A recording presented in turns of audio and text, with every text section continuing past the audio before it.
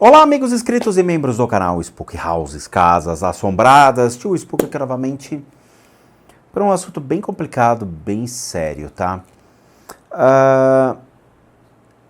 Hoje eu vou fazer alguns comentários sobre o edifício Joelma.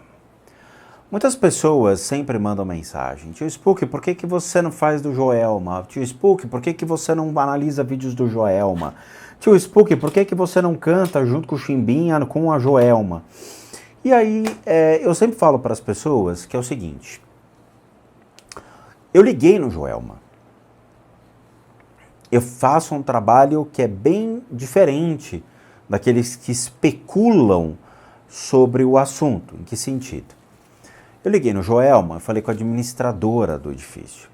Falei: olha, eu gostaria de gravar aí dentro. Eles falaram: de jeito nenhum. Mas eu tenho um canal no YouTube e tal, as pessoas estão me cobrando. Dane-se, você não vai gravar no Joelma. Mas por quê? O Joelma tornou-se um centro empresarial. Muitas empresas encontram-se lá no Joelma com uma finalidade: prestar serviços. São muitas empresas, muitas pessoas que entram e saem daquele prédio, ok? A administradora foi bem clara, dizendo que eles estão se afastando da história que cometeu o incêndio, eu acho que foi em 1974, que levou, obviamente, muitas pessoas à morte. E isso foi fatídico e marcou o edifício. Imagina você morar num prédio e que ficou estigmatizado por um acidente ou um crime. As pessoas não querem. Elas querem voltar à vida, elas querem continuar o seu trabalho. E aí a administradora falou: você não pode, ninguém pode gravar dentro do Joelma, ninguém pode usar as áreas úteis para gravação. Se você quiser gravar na rua, não tem problema, porém você não pode gravar aqui dentro.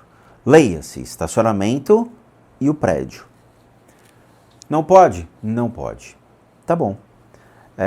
Eu agradeci a pessoa, tá? E, infelizmente, não podemos entrar para gravar. Infelizmente, algumas pessoas da mídia entraram no Joelma e gravaram, se não me engano, no estacionamento. Isso não pode. Isso está indo contra o que a administradora pede para as pessoas. Mas, de novo, né, não importa, views vale muito mais do que seguir o pedido de uma administradora que não quer que as pessoas gravem lá dentro. Então, assim, é um assunto delicado em que eles não querem ter essa imagem vinculada. Porém, me surgiu a ideia, então, a Lilo está aqui comigo, tá? Então, os barulhos que vocês estão escutando é a Lilo, por isso que a porta está aberta. Zuleide, Zucreide. Então, eu resolvi fazer uma análise do cemitério onde essas almas foram enterradas. Foram 13 almas. Então a gente vai assistir primeiro o que é o edifício Joelma, vindo de um vídeo do nosso querido Daniel do Lenda Urbana, ou Lenda TV, que depois foi mudando de nome, mas ele é especializado em lendas. Então eu tomei a iniciativa de utilizar esse vídeo do canal do Daniel. Eu vou colocar o monitorzinho aqui já na posição para que a gente possa analisar e trazer o que é e o que realmente aconteceu nessa magnitude. E depois nós vamos analisar um outro vídeo de um outro canal em que foi até o cemitério para que a gente pudesse ter uma ideia do que são essas 13 almas e se elas ainda estão aí, ok? Mas a priori eu quero que vocês entendam, existem leis e regras sobre as coisas. A vida não é uma putaria, a vida não é tipo o jogo de Pac-Man, todo mundo come todo mundo, né? Porque parece que assim, as coisas não têm leis, não têm regras, dane-se, a vida é for fun. Tem muita gente que vive na vida for fun, e se as coisas têm leis e regras, devem ser seguidas, mas muitas pessoas não têm. E essas pessoas que não têm acabam burlando todos esses sistemas de regras que são colocados. Eu tenho um caráter, eu tenho uma ética, eu tenho um princípio. Se é não, é não. Não se pode gravar lá dentro, não se pode gravar. Ponto, acabou. Tá bom? Tanto que não tem nenhuma imagem interna que a gente vai poder ver. Eu vou virar a câmera e aí a gente faz a análise, ok? Estou aqui. Olá! Olha eu aqui. Tá? A Lido está aqui, ela está exatamente no pé da máquina, tá? Então vamos lá. A gente vai assistir o vídeo do Daniel, chama-se Edifício Joelma, sexta-feira 13, e é com uma participação especial do Milho Wonka. Foi o único vídeo que realmente eu achei que poderia utilizar, uma vez que a maioria das pessoas tem muito mais cunho, vamos dizer assim, muitas imagens jornalísticas. Teve o Geraldo que foi lá e explorou essa imagem e tudo mais. E pra gente é complicado, então eu não posso usar, por exemplo, de emissoras de televisão, coisas desse tipo, porque elas têm o direito sobre a imagem. Da mesma maneira que eu tenho uma imagem, eu também não quero vinculá-la a certos canais, e eles também têm ali a restrição ao uso de imagem. Então o Daniel é uma excelente aquisição e a gente vai analisar o vídeo que foi publicado no canal dele. Bora! Você imagina que uma cidade como São Paulo esconde entre suas ruas, casas, edifícios, cemitérios e igrejas? Com aproximadamente 20 milhões de habitantes, a cidade ainda esconde algumas histórias de assassinatos, crimes cruéis, histórias macabras ainda não resolvidas que intrigam muita gente.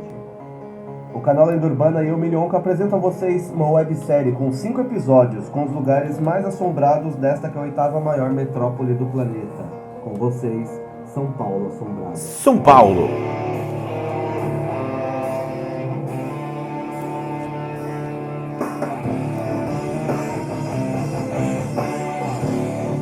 São Paulo Suprada! Viu, Lilo?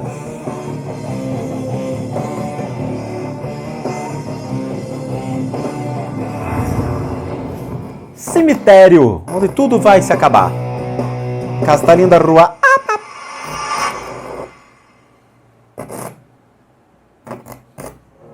Um incêndio que matou 191 pessoas em um prédio de 25 andares, onde 13 pessoas morreram dentro de um elevador e foram enterradas lado a lado. O edifício Joelma, como era conhecido na época, pegou fogo em 1º de fevereiro de 1974. 74. Hoje, conhecido como Praça da Bandeira, é localizado na Avenida 9 de Julho. Porém, foi palco de outro crime antes do incêndio, o crime do Poço.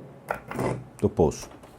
Beleza. Os carros-pipas do próprio Corpo de Bombeiros estão sendo insuficientes para combater as chamas que a esta altura já dominaram completamente o prédio 212 da Rua Santo Antônio. Agora... Eu dei uma olhada em outros vídeos, realmente o curto aconteceu devido ao ar-condicionado. Aqueles ar-condicionados antigos, eu acho que os caras tacaram no talo, ele acabou aquecendo e aí pegou fogo. E aí, né, lastrou em todo o prédio. Eu vi o depoimento, por exemplo, de uma pessoa que ficou numa sacada pequenininha, acho que foi do 23º andar. Cuidado com o pé aí, Lilo. Pé da câmera. Ele mais 7 pessoas ficaram no 23º, 24º andar ali por 7 horas esperando o resgate. E ele via as pessoas pulando do prédio e se matando, né? Quer dizer, ou você morre asfixiado, ou não tem como, as chamas vão chegando. E aí você olha para baixo e você fala, cara, o que eu faço? É o instinto. É absurdo, né?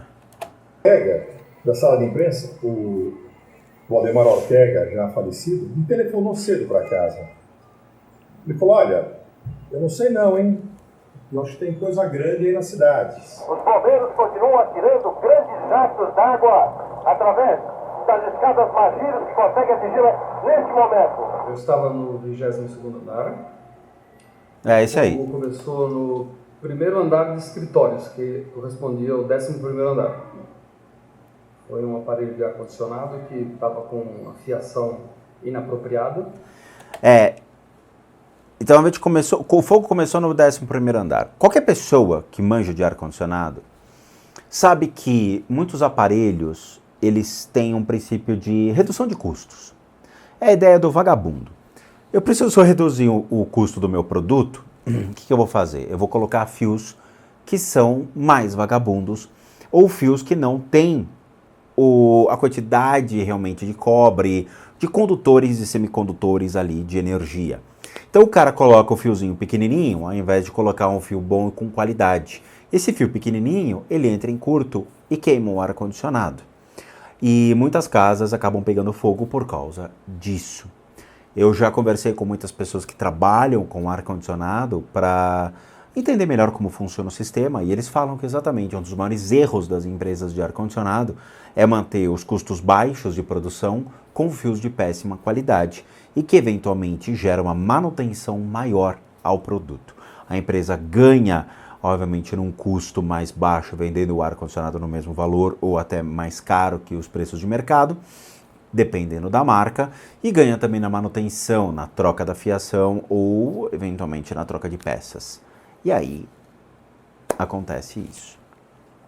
Pegou fogo, então, em questão de alguns minutos, ele já tinha dominado o prédio inteiro. O capitão Pazelli, que era do COI, ele embarcou o pessoal dele nesse helicóptero e ele até perguntou se eu queria ir junto, claro. E ele já começou a dar as instruções para os policiais. O helicóptero não vai poder baixar. Primeiro, tem muita gente no topo do prédio, eles vão poder, no desespero, se agarrar, vão querer se agarrar no helicóptero e pode acontecer uma tragédia. Eles iriam saltar do helicóptero de uma altura de 3, 4 metros e a ordem era nocautear na bundoada aqueles mais agitados para que dessem prioridade no socorro de feridos, mulheres e mais velhos. Os bombeiros tentam, nesse momento, um diálogo com as pessoas que ainda se encontram presas no alto do edifício. Eles estão tentando a comunicação através de megafones. Então eu desci acho que um andar ou dois, voltei para o andar onde eu estava, lembrei de pegar a mala, demorei aí mais um minuto e pouco, foi o suficiente para não poder mais nem sair, nem subir nem descer de onde eu estava. Acabou acontecendo mais 6 pessoas juntos, no mesmo andar. A gente acabou parando no banheiro da sala onde eu estava quando começou o fogo. Sabe quando você puxa o ar e não vem? Fala, agora é hora de pular. Aí eu abri a janela do banheiro que eu estava para pular e tinha um parapeito. Pulei, tive sorte de ter sido o primeiro que pulou, né? Depois os outros 6 pularam, ficaram meio que em cima de mim. Essa fiada de banheiros não teve ação direta do fogo. Estava eu, o diretor e a secretária, na hora do incêndio. O diretor subiu para o teto, se queimou inteiro, mas sobreviveu, e a secretária pulou. E quando ela pulou, ela passou por mim e eu a vi. O que aconteceu do fato do calor também atingir o sistema elétrico. E logo pifou o sistema de elevadores. O que aconteceu? Essas pessoas morreram torradas dentro do elevador. Então, por isso, né, acabou tendo um enterro coletivo no cemitério da Vila Alpina, que são o que nós chamamos de as 13 almas do edifício Joelma. Vamos lá, 13 almas. As 13 almas, somente Deus conhece seus nomes, descansem em paz. 2 de fevereiro de 1974, eu nasci em 75, incêndio do Joelma. Cuidado aí, Lilo.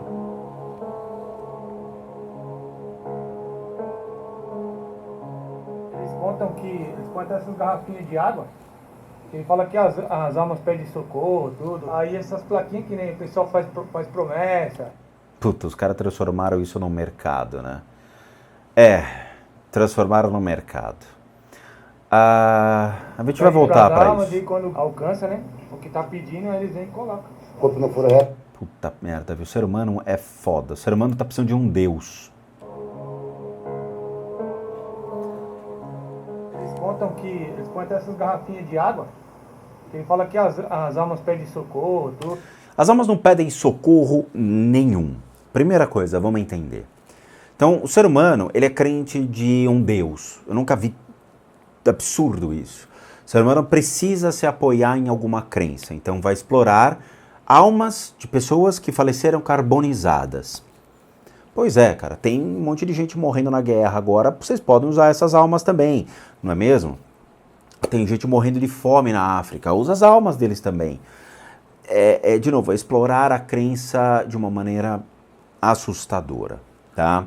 O ser humano precisa de um Deus, ele precisa se apoiar em alguma coisa para acreditar e para pedir. O ser humano precisa pedir. Né? Não agradece nada, mas pedir faz parte da natureza, né? Vai para a igreja, pede, vai para o centro espírita, pede, quero, me dê. Vamos entender certas coisas de conceitos. a gente sempre fala aqui no canal sobre o que acontece nesse período chamado de pós-morte. Dentro das escolas de religião antigas, budismo, hinduísmo, povos que traziam conceitos kármicos, como os pré-védicos, e não espíritas. Não me interessa, o espiritismo surge no século XIX, junto com uma compilação de conceitos de outras religiões. Todos nós vamos morrer. Todos nós. Existe um dia pré-determinado para isso. Não, não existe um dia pré-determinado. Você pode morrer agora, de susto. Você pode morrer com uma bala perdida. Se bem que não existe bala perdida porque ela sempre encontra alguém. Você pode morrer porque alguém estava dirigindo bêbado e acerta o teu carro e te mata. Ou seja, são as causalidades da vida, tendo em vista um incrível número de habitantes que temos nas cidades. Em São Paulo nós temos 212 milhões de habitantes. Se eu tivesse 200 mil pessoas, eventualmente, eu não estaria sofrendo por uma cagada de terceiros, entendeu? Então, com 200 milhões de habitantes, alguém eventualmente faz um efeito cadeia, em que acontece de dirigir bêbado, o cara bebe, pega o carro, bate, mata uma família. Ok. Aonde vai essas consciências? Para onde essas consciências elas vão? Elas vão para onde a última lembrança da existência delas. Se elas, por exemplo, estão presas no elevador, essas 13 almas estão presas lá. Uma dessas pessoas entende que chegou a hora dela morrer. Eu vou morrer, aceito a minha morte, reconheço que eu já cumpri tudo aquilo que eu devia na vida, não tenho mais dívidas, não tenho mais nada, não tenho apego, não tenho família, eu aceito a minha condição de morte agora. Na hora que acontece o falecimento, há um processo que a gente chama, né, do caminho do bardo. Existe o bardo do nascer e do morrer. Entre esse caminho, entre a vida e a morte, tem o bardo da meditação, tem o bardo dos sonhos, tem outros conceitos do que nós chamamos de caminho do bardo, que é aquela trajetória que o indivíduo vai passar ao longo de sua vida. Quando ele falece, então, ele torna-se o bardo da morte e começa a transformação desse processo. O corpo, ele vai passar por diversas etapas e nesse caso, por exemplo, as pessoas podem morrer primeiro asfixiadas. Então elas não conseguem mais respirar, respira uma dose enorme de fumaça, morre asfixiada e aí o corpo vamos dizer assim, submetido à queima, à carbonização ali em decorrência do fogo. Mas a priori ela morre com a fumaça.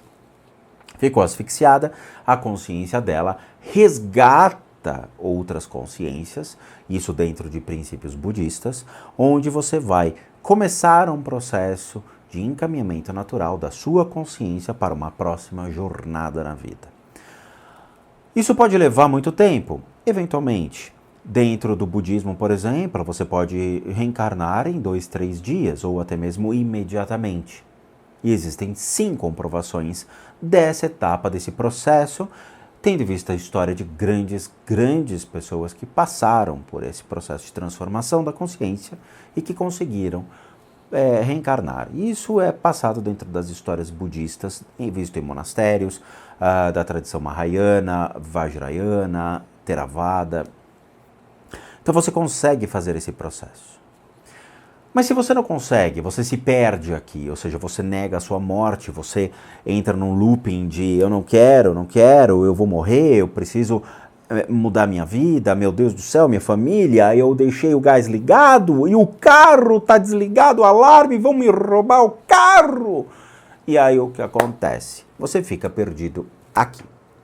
Na hora que você fica perdido aqui, a sua consciência passa a vagar, vai atrás da sua família, vai atrás de pessoas que eram ligadas a você. Por quê? Porque são as lembranças que vão fazer com que essa consciência elástica ela consiga se deslocar rapidamente à casa das pessoas. Por isso que muitos mestres budistas conseguem encaminhar essas consciências, trazendo elas para sua casa, para o seu templo, para onde for, e fazer com que elas sejam encaminhadas por meio de técnicas budistas. E isso nós trabalhamos com esses conceitos aqui, ok? Eu tenho iniciação para poder fazer isso, eu tenho aqui as sadhanas que me auxiliam dentro desse processo de encaminhamento dessas consciências. E isso é ensinado dentro do budismo tibetano, ok? Tibetano, não é budismo de Betânia, é budismo tibetano, do Tibete, ok? Do Tibete. Tem gente que fica lá, eu queria aprender o budismo de Betânia.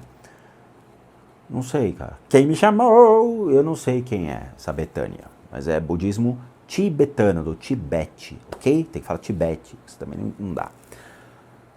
Então, não tenho por que oferecer algo a certas consciências que eu não sei nem se estão ali. Se essas consciências não estão, porque, bom, 74, nós estamos em 2022, faz um tempinho, né? Teoricamente, muitas dessas consciências já reencarnaram ou eventualmente passaram por um processo que vocês não conhecem. E aí é um processo mais complicado. Quando essa alma, essa consciência, né, esse X-espíritos que está vagando por aí, ele começa a entender a sua própria natureza, ele se apega a alguma coisa. Por quê? Porque ele já está preso à matéria. O seu ego o fez ficar. Então nós já temos um ponto que é uma âncora para que eles sigam, que é o seu próprio ego.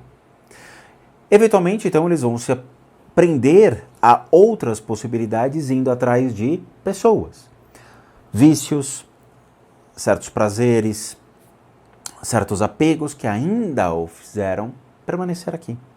Então ele se torna obcecado pela sua vida. Ele se torna um obsessor. Então quando você vai num lugar desse, você pede para as 13 almas algo para você está pedindo para um obsessor te ajudar. Acho isso um absurdo. Porque você colocar a sua fé em pessoas que estão perdidas aqui, da mesma maneira que você também está.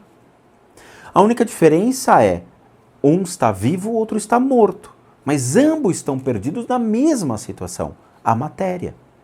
Ah, eu quero um emprego, me ajuda, ó pobre alma. A alma vai olhar e vai falar, o que é um emprego?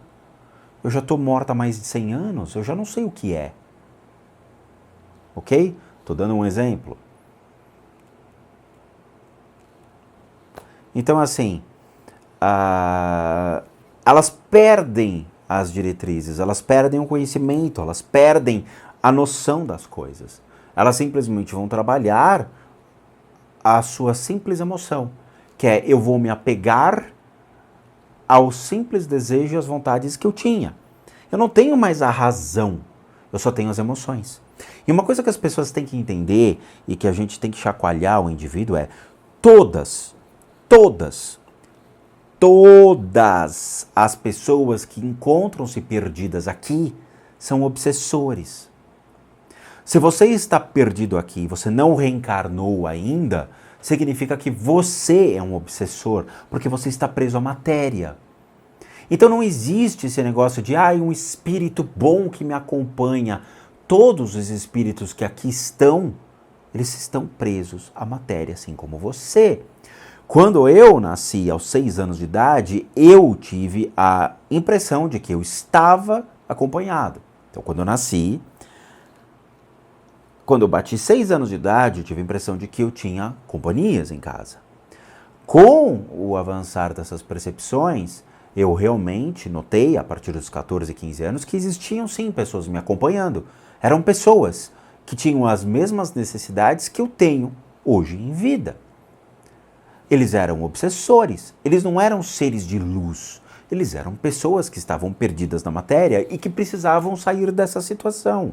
Então elas me procuraram, naturalmente, se ampararam em mim, falando, esse cara aqui sabe de coisas que a gente não sabe, e de repente ele acha um meio para poder nos encaminhar. E naturalmente esses seres foram sendo encaminhados. Então o que vocês têm que entender é que não adianta pedir para o obsessor uma coisa que vocês podem fazer sozinhos. Eu perdi a chave de casa. Por favor, 13 almas, encontre. Agora as 13 almas viraram São Longuinho. Isso eu fico impressionado. As pessoas não têm o discernimento das coisas, não entendem como é o processo natural do encaminhamento dessas consciências, como elas transitam no mundo espiritual. E geralmente quem faz isso é católico. católico e cristão é que adora fazer esse tipo de coisa. Chega lá e já pré-determina que o território é deles, não, isso aqui a gente vai beatificar, vamos canonizar as 13 almas, vamos criar aqui um enredo, vamos transformar as 13 almas em tudo santo, tudo beata, tudo aqui meios para ganhar dinheiro. Por quê? Olha isso. Vocês acham que ao redor não tem floricultura que vende plantas para vocês colocarem aqui? Vocês acham que não tem gente vendendo água, alimento para você deixar para as 13 almas? É um comércio. E eventualmente essas almas nem estão aí. Elas estão transitando, buscando respostas. E muitas vezes perderam completamente a sua consciência e agem só pelo impulso. Então tornaram-se praticamente obsessores cada vez mais densos e cada vez mais perdidos na matéria. Então o que vocês estão fazendo lá? Vocês estão pedindo para obsessores, pedindo para as pessoas que estão precisando, elas entenderem o que aconteceu e serem encaminhadas. O ser humano precisa de um Deus urgente. Precisa descer uma nave espacial, sei lá, repleta de alienígenas e falar: olá, eu sou o criador de vocês. Beleza? Só parei para abastecer. Daqui a pouco estamos indo embora. Beleza? A carência é muito grande, sabe? Olha, até a Lilo reclamou. Né, Lilo? Você precisa me amar, papai. Lilo tá deitada aqui no meu pé. Eu falo isso de coração para vocês, porque eu transitei em muitas religiões, eu transitei em ordens esotéricas e eu vi muito disso. As pessoas entram querendo um amparo, dizendo: aqui eu vou encontrar Deus, aqui realmente eu vou me iluminar, aqui eu vou seguir o caminho direito. E aí no meio do caminho percebe que não é nada daquilo e saem frustradas falando mal das crenças porque não atendeu a necessidade delas. Sabe, quer dizer, as pessoas, elas, de novo, querem encontrar algo que não existe e transformam um negócio tão sério como isso em um mercado para ganhar dinheiro. Eu acho isso aqui deprimente, sério mesmo. Olha, tudo terço cristão, ó. Cristão, ó. Tá, tem um cara vendendo isso daí. Aí essas plaquinhas que nem... As 13 almas pela graça recebida do meu filho ORS. Obrigado pela graça alcançada. Agradeço pela graça alcançada. As placas são tudo padrão. Alguém está fazendo essas placas e vende aqui ao redor. Ó, alguém aqui a placa, aqui ó, crença alcançada. Ó, cansou? Pega a placa. São R$100 a plaquinha, então devolve. Mais uma placa. Alguém aqui alcançou a graça, as 13 almas, conseguiu? Toma, vai, dá o dinheiro. E não tem a menor noção do que é. Isso é coisa de cristão. Cristão faz isso, sabe? Espírita já sabe que existe ali calma, não sei se as almas estão aí, ou não, isso aí a gente vai só tratar em centro espírita, ou não, eu prefiro não mexer com isso, eu não sei o que é, né? Mas é o seguinte, a gente ainda tem metade do vídeo e depois a gente vai analisar o cemitério, tá? Aí a gente vai ver se as almas realmente estão ou não estão, e aí eu tenho uma surpresa para vocês. Eu sei que é complicado quando a gente dá esse chacoalhão nas pessoas, e eu falo de coração para vocês, e eu quero que vocês prestem atenção, tá? Todos nós passamos por isso. Antes de eu me tornar budista, eu fui batizado no catolicismo, fiz todo ali a primeira comunhão, sabe? A gente vai sempre em busca de, nossa, será que esse Deus, eu vou conhecê-lo? Será que ele realmente vai descer esse ano? Será que vai acontecer realmente de eu encontrar Deus no final da minha vida e tudo mais? A gente entra nesse looping da necessidade da fé, do amparo da fé, de poder ali, né, olhar para alguém e falar: pô, mas valeu a pena viver? Pô, Deus, teu mundo ali é meio complicado, não é tão fácil. E aí quando a gente vai vendo as desgraças da vida, quando a gente vai vendo a criminalidade, a gente vai vendo a futilidade da vida, da existência, né? Porque as pessoas te matam por nada. Eu sou da época que se você tinha um Nike no pé, o cara te puxava a arma, matava para pegar teu tênis. Você tinha medo de sair com um tênis legal na rua, você tinha medo de transitar com um relógio, sabe? Porque e eventualmente sua vida não valia nada. E hoje a gente percebe a fragilidade das pessoas em olhar para cima nesse negócio de, cara, perdi um parente por causa do Covid, perdi um parente por causa de briga de bar ou por causa de droga. Por favor, me ajuda se tiver alguém aí. E a gente fica esperando a resposta e nunca vem a resposta. E aí a gente vai buscar essa graça, esse amparo em qualquer coisa que dizem que por aí funciona. Então vai procurar em outras religiões, vai procurar nas 13 almas, vai procurar em santo beatizado, beatificado, né? Canonizado, com flocos crocantes, e aí chega lá, viaja com o joelho sangrando, né? O cara faz aquela peregrinação de joelhos. E as pessoas vão atrás de algo para atender a sua graça. Sabe? Não é assim que as coisas funcionam. Essas pessoas tiveram a sua graça atendidas por questões delas mesmas com relações kármicas. Eu já tive muitos altos e baixos na minha vida. Já perdi emprego, já consegui emprego, já fui atrás de oportunidades, tive não, sabe? Fui atrás de muitas coisas na vida e percebi que não era o timing. Mas quem predetermina essas condições sou eu. Não é a existência de um Deus. Eu que fui atrás. Eu vou contar para vocês. Quando eu comecei a trabalhar no mercado financeiro, isso foi em 2000 e pouquinho, eu fui trabalhar numa corretora de valores. Trabalhei lá durante 4 anos. Eu trabalhei como analista de investimento. Então, quer dizer, inicialmente eu trabalhei como operador de máquina de xerox. Eu passava o dia tirando xerox para as pessoas, xerox de jornal. Então eu ia trabalhar com a camisa branca, voltava com a camisa preta. E passava o dia tentando aprender, escutando uma coisa ali, outra ali, lendo jornal. E eu sempre lia jornal no final do dia. Depois que todo mundo tinha lido, eu pegava o jornal para ler, para ver realmente o que tinha ali de importância, porque o que alimentava aquelas pessoas em termos de notícia.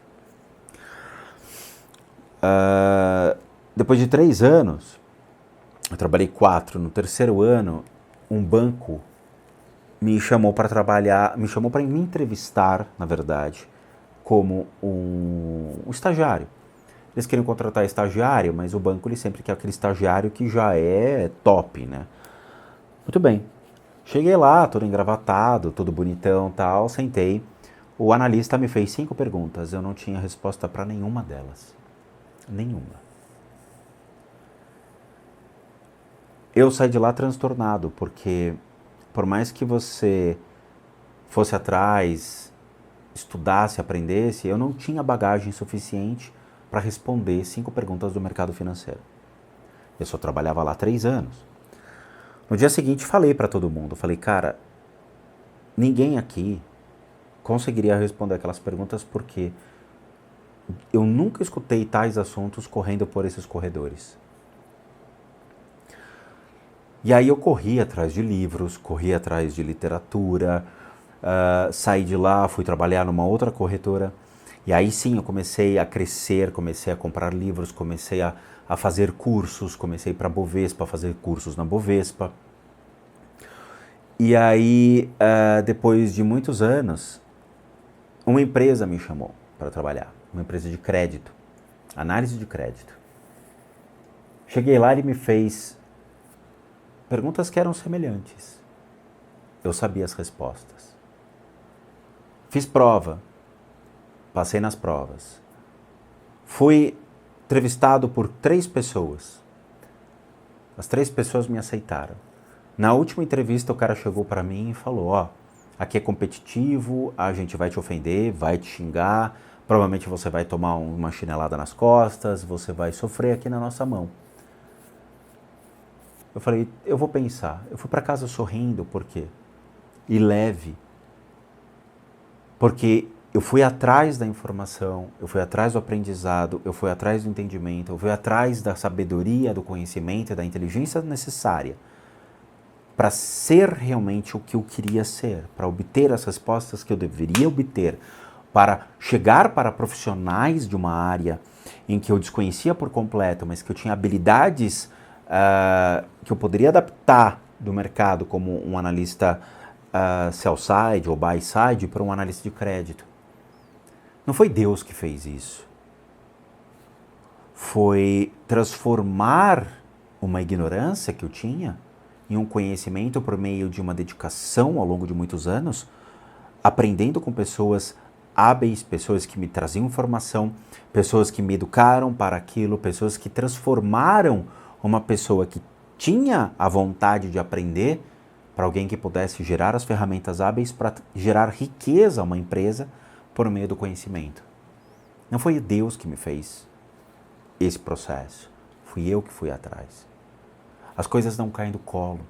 Quando eu fiquei desempregado devido à crise imobiliária em 2009, eu pensei, o que eu tenho de ferramentas hoje para poder trabalhar e conseguir dinheiro enquanto eu não volto para o mercado financeiro? Eu tinha os cursos de terapia, eu tinha esse conhecimento que eu adquiri desde 2002, fazendo cursos de terapeuta complementar, ou seja, terapia alternativa, que eu fui atrás. Eu peguei todos os certificados, botei em cima da cama e falei, está na hora de colocar isso em prática. E aí eu comecei a trabalhar atendendo pessoas e foram as lojas de produtos esotéricos que me auxiliaram. Ou seja, a cada compra me davam um cartão meu para as pessoas, para que as pessoas pudessem ligar e entender o que eu fazia. E eu comecei a ganhar dinheiro e ajudar as pessoas e sobreviver. Não foi Deus que fez isso. Fui eu que fui atrás. Fui eu que consegui um outro emprego, uma outra possibilidade. Fui eu que consegui ter outras graduações para que no momento em que eu perdesse uma perna, eu ainda tivesse a outra para poder andar. As pessoas, elas têm essa questão do vazio existencial porque elas não sabem fazer mais nada a não ser aquilo que a vida colocou para elas.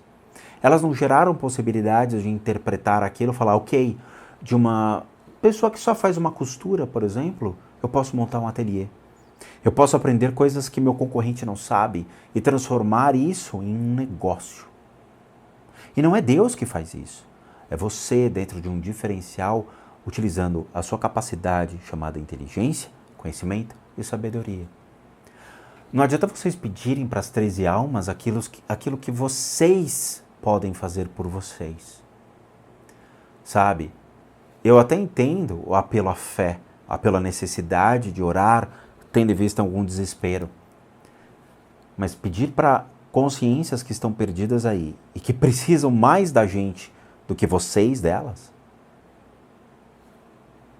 pensem nisso, reflitam nisso, sabe? Quando eu me tornei budista, e o budismo é uma religião não teísta, ou seja, eu não acredito em Deus, eu não preciso acreditar em alguma coisa que é ilógico para mim, uma vez que tudo constitui-se através de química, de física e da natureza por si só, ou seja, da natureza dessas correlações, eu não preciso olhar para cima para pedir algo. Eu preciso corrigir algo em mim para poder fazer algo. Esse é o budismo. Tudo está dentro de nós. A maneira como nós encontramos essas respostas e como nós podemos doutrinar a nossa mente para que isso seja trabalhado e alcançado é o segredo. De novo, as pessoas vão só pela parte superficial. Aqueles que quebram o ovo e conseguem entender como tudo é feito, elas vão mais longe. E é isso que eu quero que vocês se tornem. Pessoas que tenham a capacidade, tenham a maneira mais simples de entender como tudo funciona. Livre de religião, mas inserido dentro de conceitos que você olha e você fala, eu já sei isso, já conheço isso, eu entendo a natureza disso. Entendem o que é passado? Então eu fico muito triste quando eu vejo tudo isso, porque não tem algo real, tá? Então é isso, a gente vai fazer uma pausa agora, a gente vai para a parte 2, e depois eu tenho surpresas para vocês, tá? Eu tô um pouco cansado, eu tenho feito muitas provas, eu tô fazendo uma graduação e pós-graduação simultânea, tá? Mais uma graduação e mais uma pós-graduação. E aí foi uma semana bem complicada para mim de provas. Eu tô tentando achar tempo para poder fazer as coisas para vocês, para mim, para casa, sabe? E cansa um pouquinho. Então, desculpa o meu mau humor, mas é que cansa. Já são, pra vocês terem uma ideia, quase 2 horas da manhã, tá? Então é isso. Bom, como todo mundo sabe, eu sou um terapeuta, um psicoterapeuta alternativo. Eu sou licenciado nacional e internacionalmente por institutos que me habilitam, me capacitam, para que por meio de técnicas alternativas a gente consiga complementar a medicina tradicional, complementar e não substituir. Nós complementamos para os tratamentos das enfermidades físicas, emocionais, mentais, bem como as limpezas de casa e as análises de casa. Para aqueles que querem passar por isso, devem encaminhar um e-mail para limpezadecasas@gmail.com e lá vocês vão obter todas as devidas informações, bem como os devidos valores sobre esses tratamentos, tendo em vista que eu sou um profissional de terapias alternativas. Eu não sou médium, não sou vidente e não sou paranormal, ok? Não tem um vídeo que eu falo que eu sou um paranormal no canal. Não existe, ok? Nem médium, nem vidente. Para aqueles que querem ajudar o canal, nós temos 2 sistemas de doação. Um deles é o Seja Membro e o outro é o PayPal. O Seja Membro está aqui embaixo, é só você clicar, vai ser remetido numa janelinha e você pode doar, acho que até R$8, o que nos ajuda muito. O PayPal é livre, também encontra aqui. Você vai copiar esse link, jogar no seu navegador e você pode doar qualquer valor que nos ajude muito aqui na plataforma. E por último, o nosso site casasassombradas.com.br, com muita coisa legal para vocês. Vejo vocês na continuação deste vídeo e bons sustos a todos nós.